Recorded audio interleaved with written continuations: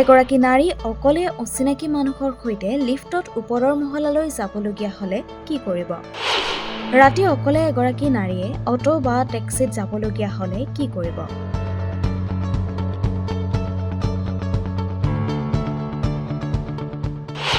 ঘৰত অকলে থাকোঁতে যদি কোনোবাই আপোনাৰ অপকাৰ কৰিব খোজে, তেতিয়া আপুনি কি কৰিব বাৰু?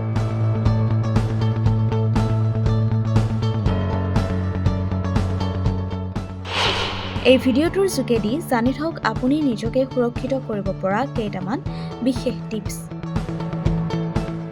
যদিহে আপুনি অকলে এজন অচিনাকি মানুহৰ সৈতে লিফ্টত ওপৰৰ মহলালৈ যাবলগীয়া হৈছে আৰু সেই সময়ত আপুনি ভয়ানক অস্বস্তি অনুভৱ কৰিছে, তেন্তে লিফ্টৰ সকলোবোৰ নম্বৰ টিপি দিয়ক।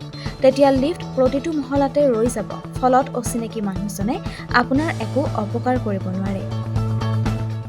ৰাতি অকলে অটো বা টেক্সিত যাবলগীয়া হ'লে আপুনি ফোন কৰাৰ অভিনয় কৰি হ'লেও ঘৰৰ নাম্বাৰলৈ ফোন কৰি ড্ৰাইভাৰজনে বুজি পোৱা ভাষাত গাড়ীখনৰ বিৱৰণ, ক'ত পাইছে, কোনফালেদি যাব ইত্যাদি কৈ দিয়ক।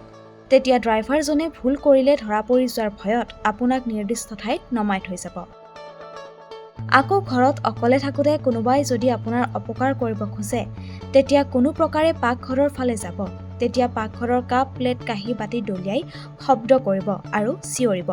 তেতিয়া অপকাৰ কৰিব বিচৰাজনে হুলস্থুল হ'লে ভয় খাই ঘৰৰ পৰা ওলাই হ'লেও যাব। মনত ৰাখিব, বিপদৰ সময়তো বিবেকেৰে কাম কৰিলে সুৰক্ষিত হোৱাৰ সম্ভাৱনা আছে।